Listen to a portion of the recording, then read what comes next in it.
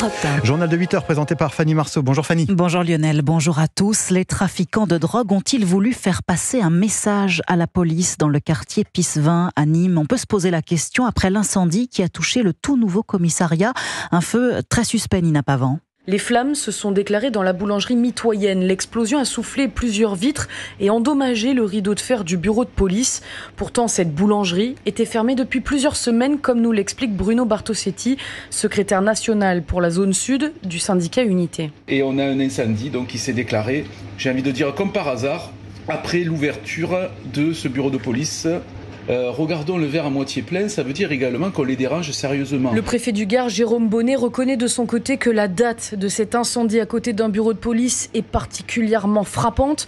Quasiment un an jour pour jour après la mort de Fayed, 10 ans, victime collatérale d'une fusillade dans ce même quartier. Si cela relève d'une action volontaire, bien évidemment, c'est une action qui est extrêmement condamnable.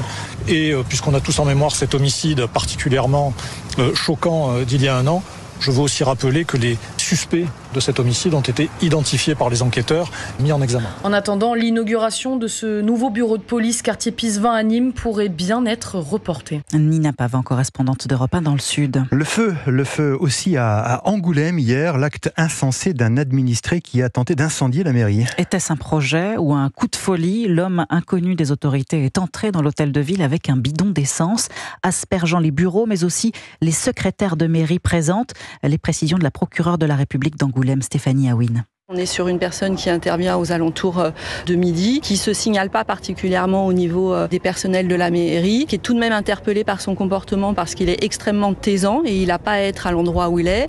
Et on a le bon réflexe d'une secrétaire de mairie qui actionne un bouton d'alarme, ce qui va engendrer l'intervention des policiers municipaux qui vont là aussi très vite évaluer la situation au regard du comportement de l'intéressé, des premières mises à feu qu'il fait dans les bureaux auxquels il a eu accès. Il est déjà engagé en fait dans son opération de destruction par voie d'incendie. Les premières injonctions n'ont pas pour conséquence de le faire changer dans son comportement et lorsque finalement les policiers municipaux sont acculés avec cet homme qui est armé d'une chaîne enflammée, l'un d'entre eux fait usage de son arme. Stéphanie Aouine au micro européen de Guillaume Dreschler. L'assaillant a été hospitalisé, il sera entendu prochainement. Notez que sur le capot de sa voiture garée devant l'hôtel de ville, il y avait écrit en langue arabe la prière des morts. Le parquet national antiterroriste n'a pas été saisi de l'affaire. Europe 1, il est 8h04.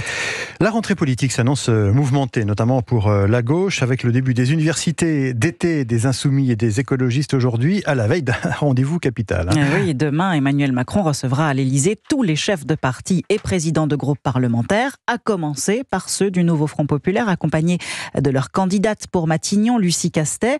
Si elle n'est pas nommée première ministre, les insoumis ont menacé dimanche de destituer Emmanuel Macron. Une pression immédiatement balayée par leurs partenaires. Pas question de rajouter du bordel au bordel, dit le Parti socialiste sur Europe 1. Côté communiste, on prône la cohésion et l'apaisement, seul moyen d'essayer de convaincre le chef de l'État. Écoutez le leader du PCF, Fabien Roussel. Nous allons nous présenter unis à cette rencontre, à la différence des autres formations politiques d'ailleurs, et avec une proposition de première ministre, la personne de Lucie Castet, et en même temps pour montrer que nous sommes prêts avec une première ministre et avec des premières réformes que nous voulons mettre rapidement en œuvre, et surtout en indiquant que nous voulons changer de méthode par rapport à celle qui a présidé la France ces dernières années. Nous ne voulons pas brutaliser le Parlement, nous voulons construire des majorités parlementaires, nous voulons travailler avec les Français, avec les syndicats, avec les forces vives de la nation.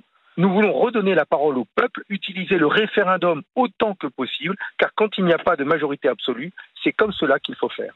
Fabien Roussel, joint par Alexis de la Fontaine pour Europe 1. Notez par ailleurs la candidature d'Elisabeth Borne à la présidence du parti Renaissance. L'ancienne première ministre l'annonce ce matin dans le Parisien aujourd'hui en France. Elle pourrait être concurrente de Gabriel Attal, déjà président du groupe Ensemble à l'Assemblée. L'élection doit avoir lieu à l'automne. À l'étranger, aux États-Unis, 3e jour de la Convention démocrate à Chicago cette nuit, le discours du colistier de Kamala Harris. C'est l'honneur de ma vie d'accepter votre investiture. Voilà ce qu'a déclaré Tim Walz avant de développer les grands axes du programme de Kamala Harris. La candidate défend notamment la liberté des femmes à disposer de leur corps. C'est une femme elle-même et elle mise aussi sur ses origines ethniques. Elle a la particularité, qui la rapproche d'ailleurs d'une partie de la population américaine, d'être la première fille d'immigrants candidate à la présidence et elle a eu une expérience particulièrement cosmopolite, Anne Toulouse. Si Kamala Harris est élue, il y aura pour la première fois à la Maison-Blanche une américaine de la deuxième génération. On appelle ainsi les enfants nés aux États-Unis de 2 parents étrangers. Ils représentent 12% de la population et leurs origines, aussi bien géographiques que sociales, sont très diverses. Les parents de Kamala sont venus aux États-Unis pour poursuivre leurs études.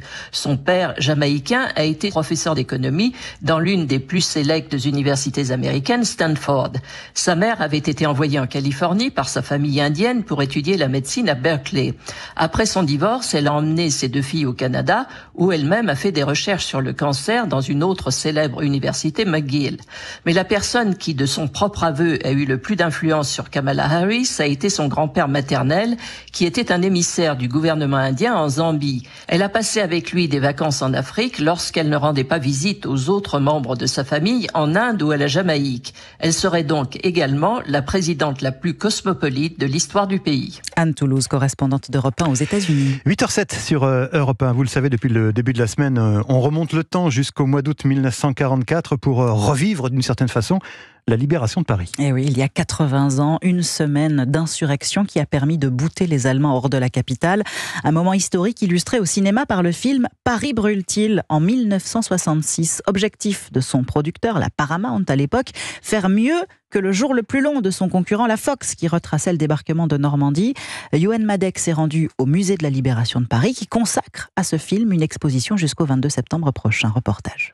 Maintenant, si nous redescendons dans la clandestinité, ce sera pour en sortir au grand jour. Dès son tournage, Paris brûle-t-il avait un objectif, proposer la meilleure reconstitution possible. Tout est prêt pour le plus gigantesque feu d'artifice que le monde ait jamais vu. C'est d'ailleurs ce qu'affirmait à l'époque René Clément, son réalisateur, au micro d'Europe 1. On recrée tout.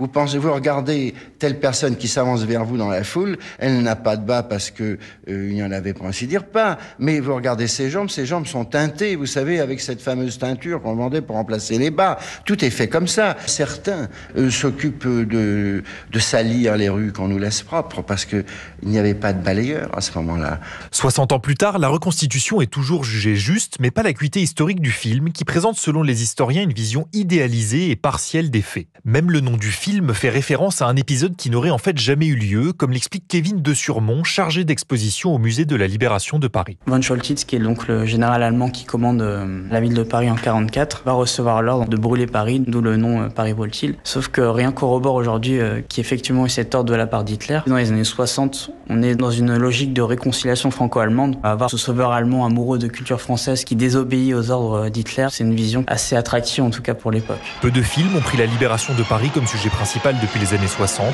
mais presque tous évoquent ce mythe. Ewan Madec pour ce 4e épisode de la série Europe 1 sur la libération de Paris, à retrouver sur europe1.fr. Paris brûle-t-il, un véritable chef-d'œuvre dans lequel Alain Delon a joué. Il tenait le rôle de Jacques Chaban-Delmas au moment de la libération de Paris. Et Alain Delon, qui sera inhumé samedi dans sa résidence du Loiret. Oui, il ne voulait pas d'obsèques nationales. Ce sera donc une cérémonie intimiste à Douchy, célébrée par Monseigneur Di Falco. Il reposera ensuite, comme il le souhaitait, au milieu de ses chiens dans la chapelle érigée sur son domaine. Merci Fanny Marceau, à tout à l'heure. La météo des plages, Estelle Lafont. Quelle ambiance ce jeudi sur le sable et dans l'eau? Eh bien, comme vous êtes natif du Nord, Lionel, je vous propose de vous emmener sur la plage de Calais.